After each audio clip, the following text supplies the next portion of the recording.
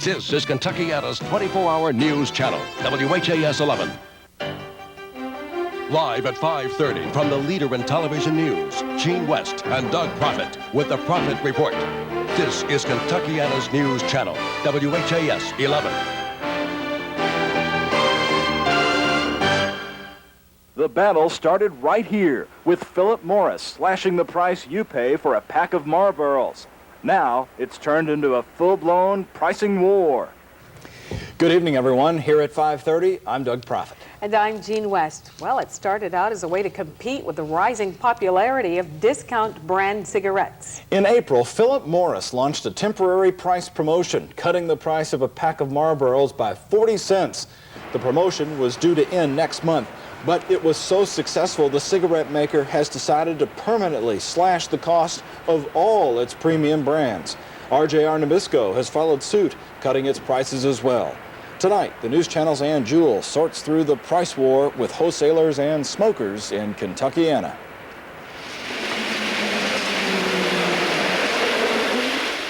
Cartons of cigarettes ready for retailers. Kaiser Wholesalers has filled cigarette orders for about 45 years. They've never seen the market so confused with different pricing. The move to lower higher-priced brands and raise the price of cheaper brands will close some of the pricing gap and maybe snuff out the perplexing pricing. That should stabilize the market somewhat and take a lot of the confusion out of the consumer's mind, the retailer's mind, wholesaler, everybody that is concerned. Premium cigarettes don't sell like they used to, but price cuts might change that. They would rather sell Marlboros at around a $14 or $15 range than sell no Marlboros at the $18 or $19 range. I mean, it is coming to that because the deep discounted cigarettes are increasing in sales every day. I usually smoke Marlboro. He usually smokes Marlboros, but switched to a cheaper brand. What about now? Marlboros will be cheaper. I'll go back to Marlboro. For other smokers, the price doesn't come into play. I basically stick to one brand and have stuck to one brand for several years, so, and then no matter what they are, I'll pay the price and smoke them. That's what cigarette companies like to hear. Ann Jewell, Kentuckiana's News Channel, WHAS 11. The Philip Morris wholesale cuts are scheduled to take effect next month on August 9th. Now, here's how the price wars will affect what you pay for cigarettes. As we said before, the price of premium brands will be cut 40 cents a pack. That means instead of paying about $2.20, your cost would now be $1.80 a pack. Mid-price brands are also going down by about 25 cents per pack. However, if you prefer discount brands, you'll now pay a bit more. Prices are going up 6 cents, so instead of paying $1.25, it will now cost you $1.31 for a pack of cigarettes. Now our flood watch at 5:30. More of the News Channel's special coverage of the Midwest flooding. You know, the nightmare isn't over for flood victims there. Imagine the cleanup they now face. More than 22,000 homes are flooded out. Here's our exclusive News Channel animation. It shows the work ahead. A flooded house can be restored if the foundation is sound. Wood beams must dry out to avoid wood rot. Also, wires should be okay, but electrical fixtures and fuse boxes must be cleaned, and the heating systems should be okay too, but appliances must be taken apart and cleaned. Walls also must be removed to dry the wood frames, and soaked carpets and floors pulled up. It will take months of hard work, as you can imagine, to get those houses back in shape. Gene? You know, when we talk about the flood, we talk about the devastation to property and to human lives, but there is another side to this story, the toll it's taking on wildlife and everyday household pets. Have a pen handy, because at the end of this report, we'll tell you how you can help out if you want to. Now, here's Rachel Platt from St. Louis. We began with a dramatic deer rescue. The floodwaters in St. Charles County, Missouri are leaving deer trapped on small strips of land. They have no place to go, no food to eat, only one place to turn. Now don't let go of any hooks till we get it wrapped. Okay. The animal rescue team is living up to its name. This deer is stressed. We're going to lose him if we don't cool it. Today it rescued this fawn by boat. Wide-eyed and frightened, the deer will now be taken to a refuge center to wait out the flood. Jen Chipperfield with the Humane Society of Missouri can't wait any longer. She's using this boat to take Andy Elder to check on his 40 chickens. They may be underwater like this farmland beneath them. All farm ground, all that. It's all underwater. In fact, you can even see part of the cornfield behind you. That churned up corn is now the perch for these birds. Andy Elder can only hope his chickens have found a similar way to stay dry. Once at the house, a sigh of relief. The waters haven't reached the chickens. Well, you feel better? You betcha. They look good. Just soon see them that way as pull them out of the water. This same piece of land covered by water caused problems for another group of folks trying to rescue a sick dog.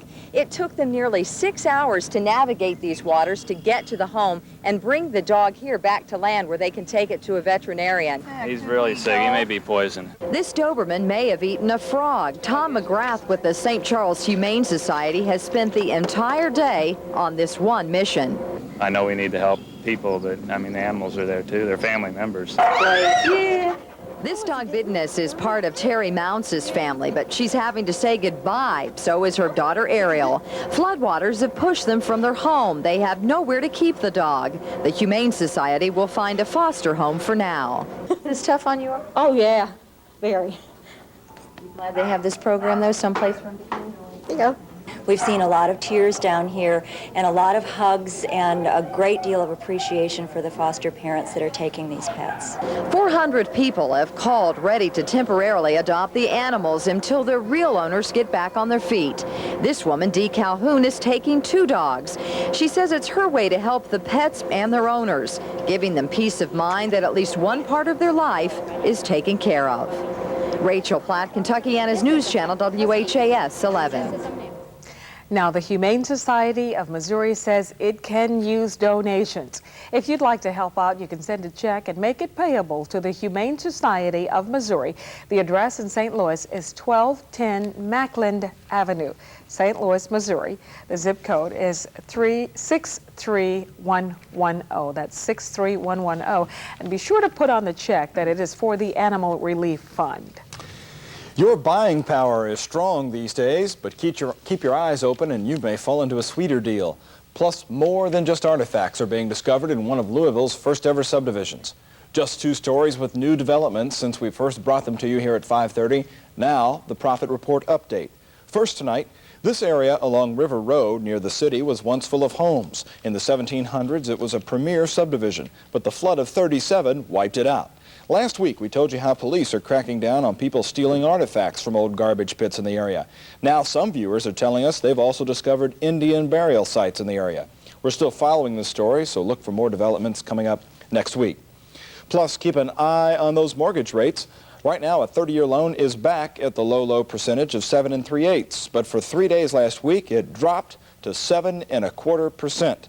Buyers who looked into that saved hundreds of dollars. Mortgage bankers do believe that the number will go back down. Just give it a few days. Well, from your money to corruption in local government, we'll investigate your ideas on the Profit Report. Call anytime at 582-7263. Well, coming up next on the News Channel, more warm but pleasant weather in store. Chuck Taylor has the storm team forecast. And the heat is taking its toll on southern livestock. We're going to tell you why they're asking farmers here in Kentucky for help. During Toyota's July's Jumpin' Sales event, the cars are cooking and so are the deals. What's hotter than Corolla? For 25 years, a benchmark for quality in America. And right now, there's a special lease program that makes it easy to get out of the heat and into a new Corolla, where you'll find even more spacious comfort, quiet, safety, and performance. Or make a great deal on Tercel. Jump into Toyota quality at Tercel's low price. See your Toyota dealer now. Toyota's hot. Hot cars, hot deals. If you could live inside someone suffering from depression, you'd understand the sadness. What's wrong with me? The complete exhaustion. Just so tired. The loneliness. No one understands. And you'd know that inside, I can't take any more. she's desperately crying for help. Take steps now to help someone with an emotional problem. Call Charter Hospital. Outpatient services are available. If you don't get help at Charter, please get help somewhere. Every month, enter the world of fine interior design. Enter the fascinating world of Architectural Digest. View a pied-à-terre in Paris and an English designer's bright and airy London home. Call now. So far during this growing season, it's been very much on the damp side and very warm conditions. And what that's brought about is a lot of diseases. Probably one of the most asked questions when it comes to vegetable production involves the tomato, the blossom end rot. Now that's not a disease, that's a calcium deficiency within the plant when the bottom end has that dark leathery scar. That means you need the soil test to see whether or not your soil pH is where it should be. If you have to add lime according to the soil test, the winter is a good time to do it. A stopgap measure would be stop rot. That's liquid calcium. You can apply that according to label directions to the plant. Also, early blight has been a problem this year. And that's where on the stem or the leaves of the plant develop a dark, well, circular to angular spot. And then the leaf turns yellow and it dries up. That can be controlled with a fungicide spray. And some of the recommended ones are mancozeb, manab, or daconil. Also, another problem in vegetable production this year has involved cucumbers and squash. And that's where the plant, the entire plant, not just one stem, suddenly wilts. Now that is a disease that is actually spread by an insect. And that insect is the spotted, or as you see here, the striped cucumber beetle. So you've got to get control of that beetle before that disease hits. And if you get control of the beetle, then you probably will not have that particular wilt disease. There are a number of controls that you can use, from 7 to the biological controls like rotenone. That's a good one, or thiodane. If you're using these chemicals, one other note, be sure to read the label carefully before you apply it. I have seen a lot of chemical damage on plants, especially roses, where the individual used 7. A lot of these pesticides cannot be used when the temperature is over 85 degrees. And you know, during the month of July, we've had a lot of temperatures over 85 degrees. So be careful when you apply it. Also, we need bees for pollination.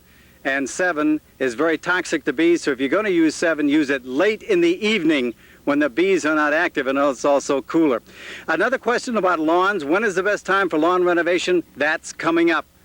The 1st of August, next month, just a few weeks away, that's the time, if you want to renovate, to go ahead and renovate. And you use, if you want to totally redo a lawn, well, you can use a total kill herbicide. And also, make sure your mower is sharp. A lot of questions about the grass turning sort of a grayish color. Well, that's because the blades of the grass mower have become too dull.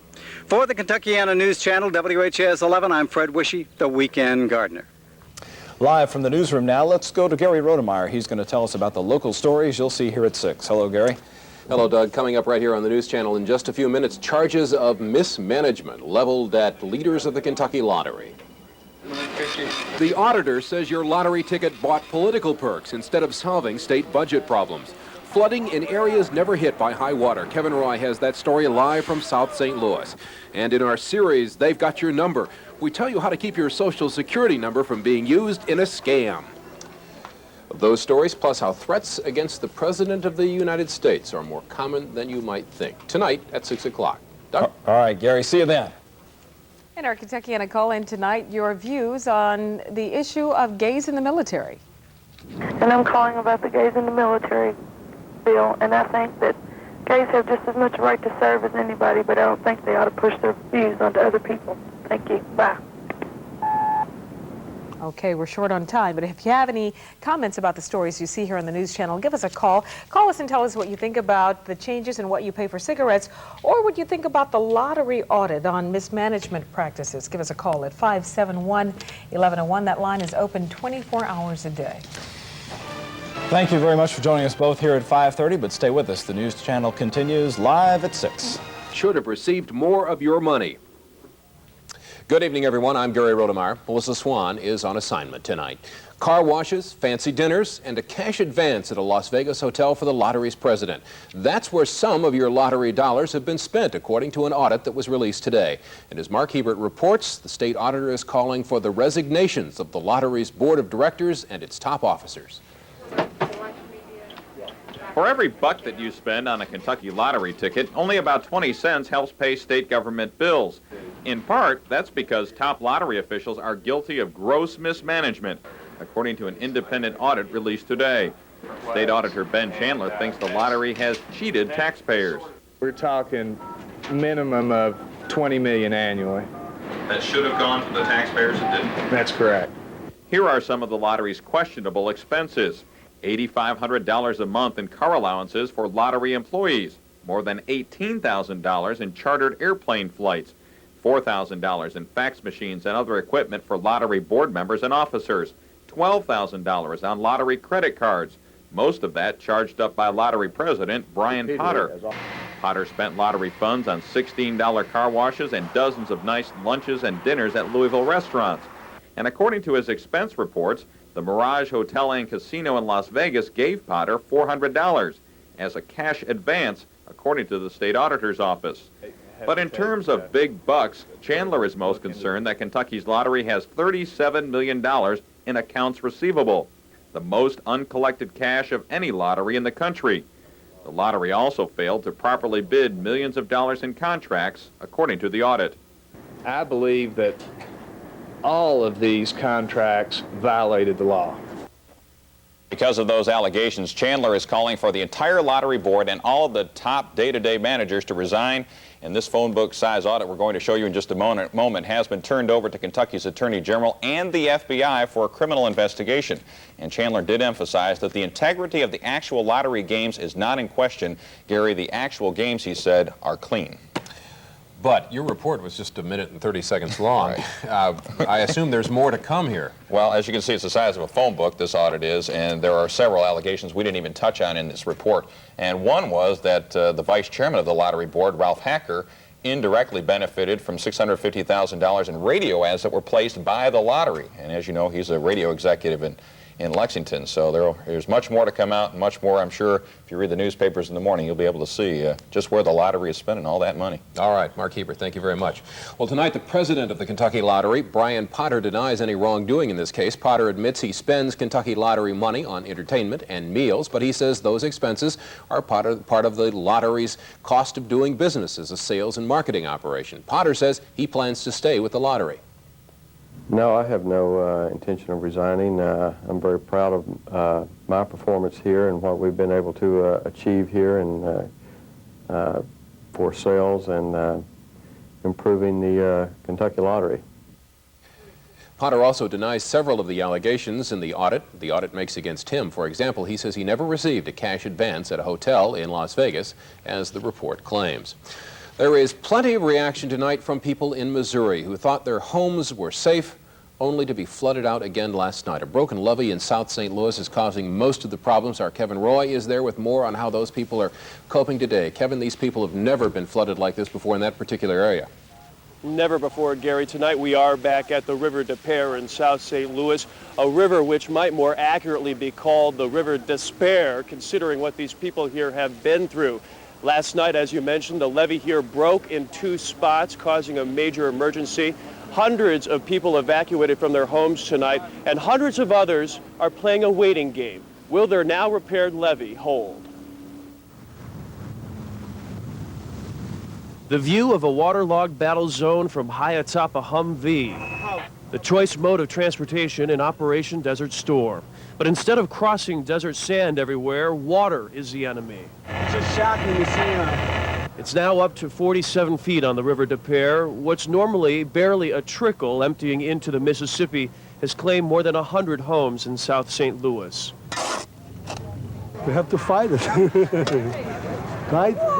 Victims and volunteers keep filling the bags. Stacked together, the levee just 2 feet higher than the water has held tight. Except last night, it broke in 2 spots. Today, the man-made Band-Aids worked. The people here wait, hold their breath, and look to the sky. City lights came on automatically this afternoon as it got darker overhead, but tired as she is, Jean Rush won't retreat. Yes, exhausted. It's the emotional strain is really hard on you. It really is. And I think women feel it more than men. You've just got a sinky feeling in your stomach. I don't know, scary. It really is. It really is scary, but today would have to be considered something of a minor victory. No more rain so far, no more holes in the levee here at the River des Peres so far. But as we have seen over the last couple of weeks, all of that can change in a moment's notice. In fact, local weathermen are predicting that there is better than a 50% chance of some heavy rain here again tonight. In fact, I'm looking above, and the clouds are very foreboding. Gary? Kevin, what about the small towns and cities south of St. Louis, St. Genevieve, and some of those that we've been watching closely? Right. The last thing we heard about St. Genevieve, in fact, they've been watching that levee so carefully. Some of the water during the rain here last night did creep over the top of that levee, but they have made some emergency repairs there, too, to try to preserve that historic town. So they're safe so far tonight, but again, they're all playing the same waiting game and looking at the clouds above. We'll just have to wait and see. We'll tell you at 11. All right, Kevin Roy in the River de Pere in South St. Louis. Thanks, Kevin. Meanwhile, here in Kentuckiana, more help is being organized for flood victims. Grab a pen. In just a second, we're going to give you a phone number and tell you how you can get involved. Workers are loading a truck today at Naval Ordnance. The supplies here will be taken to Quincy, Illinois. Almost 200,000 cans of soup will be included, but donations are still needed, especially any baby items, including diapers and formula. The flood victims are also in need of a lot of cleaning supplies. The relief truck will be leaving tomorrow afternoon. If you would like to drop off any donations, contact Mark Downey, and his number is 364-5136. Mark Downey at 364-5136. How can you protect yourself from a stolen Social Security number, a crime that is becoming more prevalent in the 90s? Well, tonight, Doug Proffitt is here with more on his series. They've got your number. Doug? Well, Gary, as you know, everything is tied to your Social Security number, especially here in Kentucky. Of course, it is the main form of ID that you show, and many other states also use it that way. It's almost impossible to hide. But tonight, here are some things you can do to make sure someone doesn't get your number. Stand against the wall, please. All right, smile. Thank you. From your driver's license 4182. to the checkout counter, your Social Security number is seen by a lot of eyes. All someone needs to do is remember that number, and they can become you in a minute.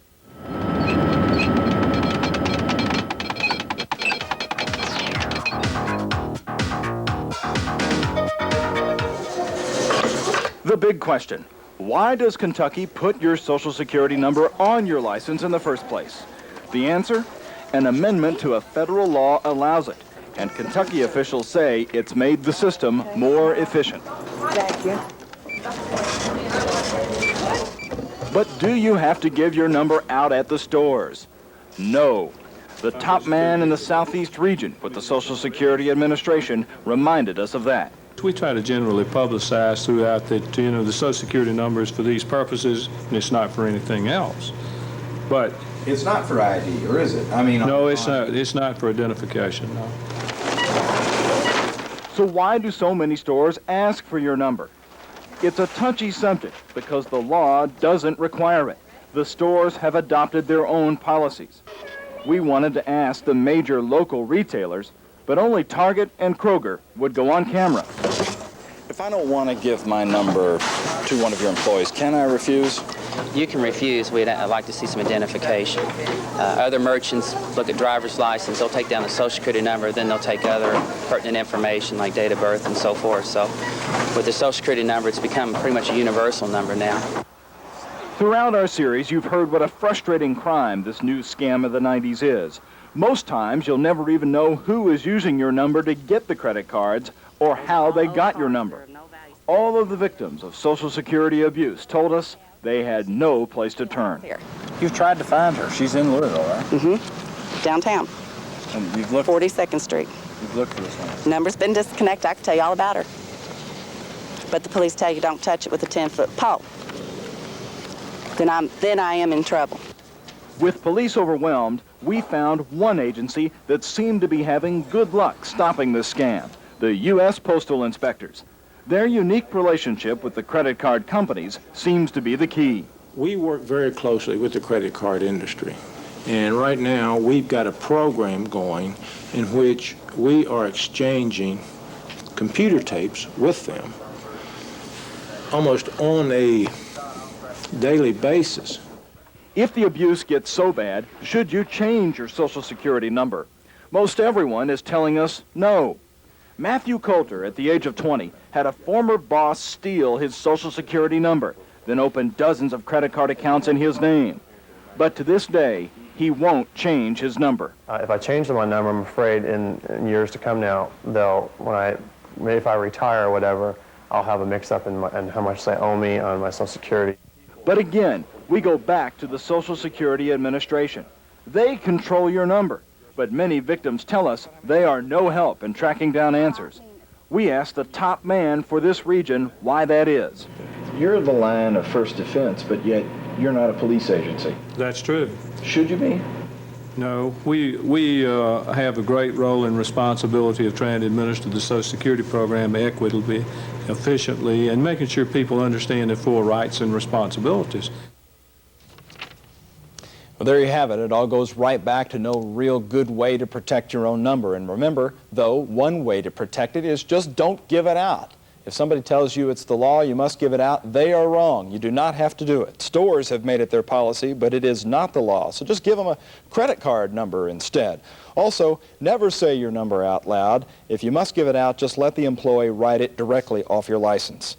Now, how can you see if someone is using your number? This is important. You do have some ways to do this. Get a credit report. Check your credit record. The TRW company down in Dallas, Texas offers everyone one free credit report a year.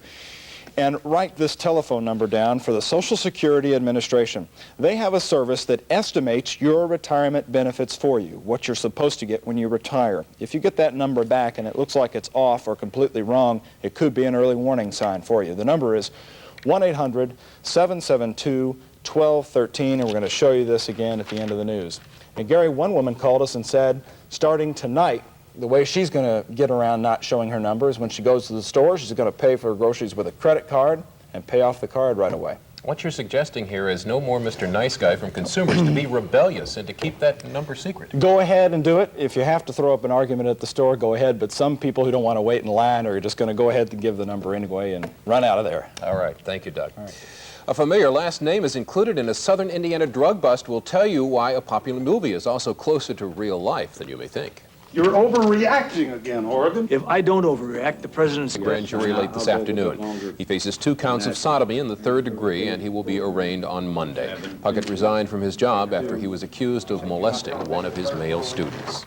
A Louisville man was indicted today on charges that he verbally threatened the President of the United States. Yesterday, another local man was arraigned on the same charges. As Donna Lacey reports, these kind of threats happen very often, and the Secret Service takes every one of them seriously. Frank Watts Shepard allegedly told a Louisville police officer and Secret Service agent, quote, "I am going to kill President Clinton. I am going to shoot him." And since just saying you're going to kill the president is a crime, Shepard could get 5 years on a charge of threatening the life of a president. You're overreacting again, Oregon. If I don't overreact, the president's dead. Clint Eastwood's latest movie, In the Line of Fire, takes up this very subject. And just like Eastwood's Secret Service character, the real Secret Service in Washington tells us they take threats to the president serious too. Threat cases are our most important investigation. And basically we drop whatever we're doing and respond immediately because you don't know what it is until you go out to check into it. And the American people won the opportunity. On average, each year, Secret Service gets 1,500 threats against the people they protect, like Bill Clinton. And the culprits have come from our area, too. In 1988, David Russell of Owensboro wrote President Reagan to threaten then Vice President Bush. When he was later arrested, Russell told Secret Service he took a gun to a Bush rally in Owensboro. This U.S. attorney helped prosecute that case. Well, it's outrageous to think of killing anyone, but especially the elected leader of a free country. That's just conduct that cannot be tolerated. Presidential duty can be dangerous, and there are 4 assassinated presidents to prove it, which is why just merely saying you're going to kill the president, the vice president, or even a former president can wind you up in jail. Donna Lacey, Kentuckiana's News Channel, WHAS 11. Frank Shepard's attorney says the 74-year-old man has a history of mental problems. According to the Secret Service, the overwhelming number of people that are making threats against the president also have mental problems. The brother of rock singer John Mellencamp is among 33 people charged in a drug sweep in southern Indiana. Last night, officers arrested Ted Mellencamp of Seymour on 2 counts of selling cocaine. Mellencamp's arrest comes after a 9-month investigation into drug sales and use in Jackson County. Those arrested come from Jackson and the 4 surrounding counties in southern Indiana. I really think we have a problem with cocaine. I didn't up until this drug bust, but we really turned a lot of cocaine in this bust, and it's kind of surprised me even. Sheriff Baumann says that officers may arrest another 12 people in this investigation. Ted Mellencamp is free on bond tonight. Well, we've had a dry day so far, but will it change and where that money is supposed to go? And our Kevin Roy reports live tonight from flooded South St. Louis. We'll keep you updated on the floodwaters in the Midwest. Well, here's that number again for the Social Security Administration that we told you about earlier. Call 1-800-772-1213, and they will estimate your retirement benefits for you. And that could indicate if someone is using your number and using it illegally. Thanks for watching. World News Tonight from ABC is coming up next, and we'll see you again tonight on the News Channel at 11 o'clock.